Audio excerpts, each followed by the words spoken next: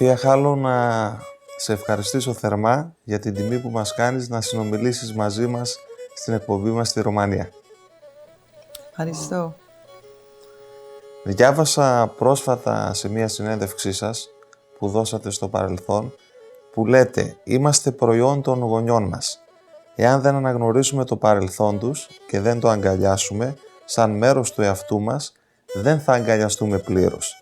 Μόνο όταν προσπαθήσουμε να κατανοήσουμε από πού προερχόμαστε, μπορούμε πραγματικά να καταλάβουμε ποιοι είμαστε». Πότε νιώσατε για πρώτη φορά όλα αυτά που περιγράφετε παραπάνω? Well, you know, when we grew up, we didn't know who we were. My mother used to say they called us room. She didn't really know this word, this term Pontic Greek. It wasn't something that they used. And so we didn't know what room meant. Nobody knows what room in this society meant. And of course, my father, we didn't know we were Assyrian either, half Assyrian. And so we used to make up, my sisters, my older sisters, pretended to be Egyptians because everyone knew who the Egyptians were. And we weren't modern Egyptians, we were ancient Egyptians. Because even people thought there is no more thing, you know, our friends who were not well educated, they were young, they even thought that the Egyptians were ancient and didn't exist anymore. But we decided we were Egyptians. And only later I realized how important it must be to have a heritage.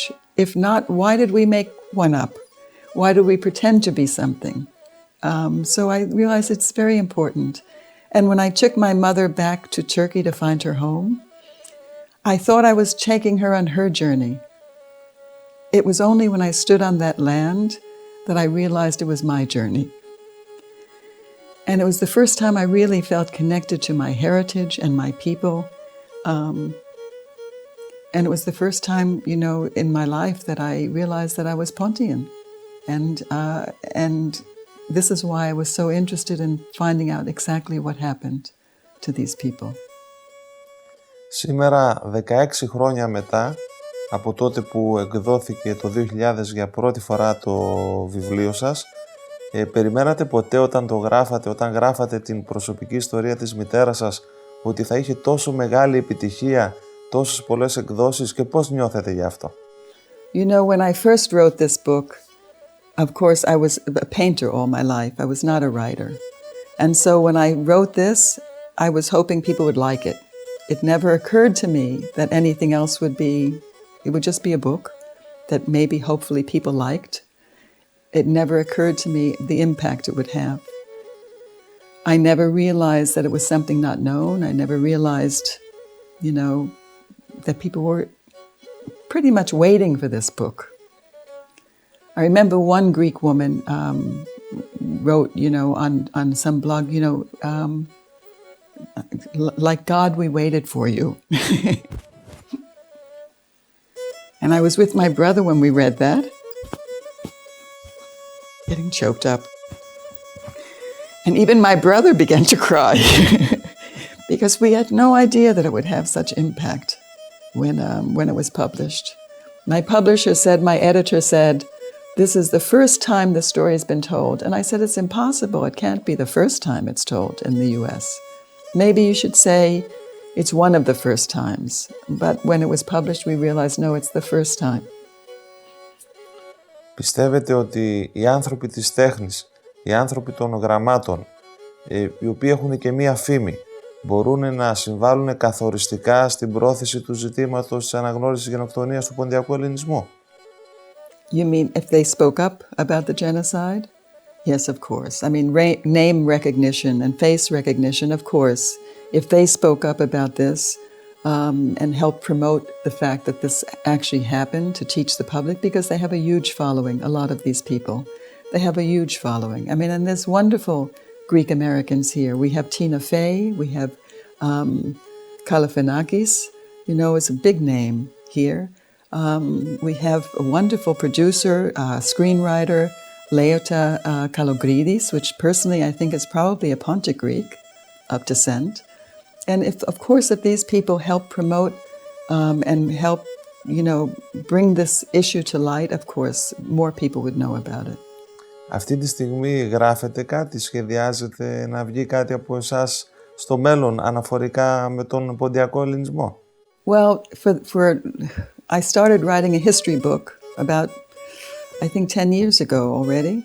I have over 400 pages.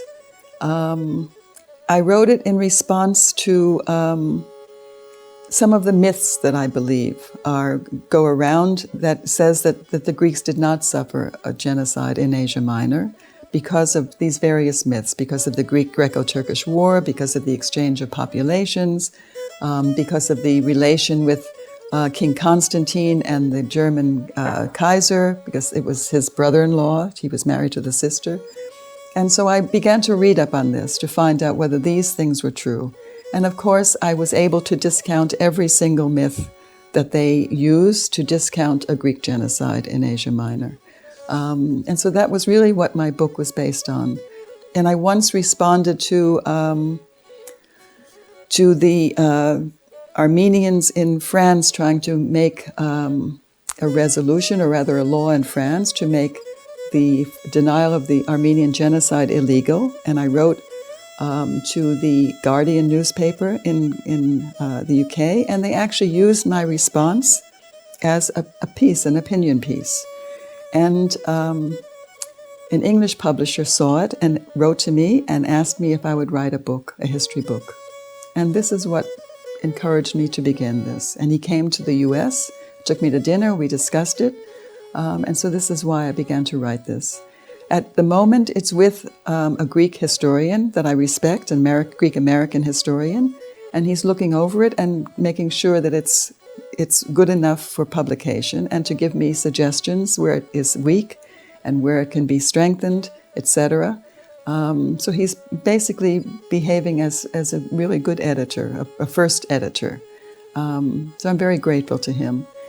And so we'll see, but this is my next project. I also wrote the screenplay for Not Even My Name. And of course, I would love to have this made into a film. I think this would be a very important step. Ευχαριστώ πολύ για το χρόνο σας. Τιμή μου που σας γνώρισα και από κοντά.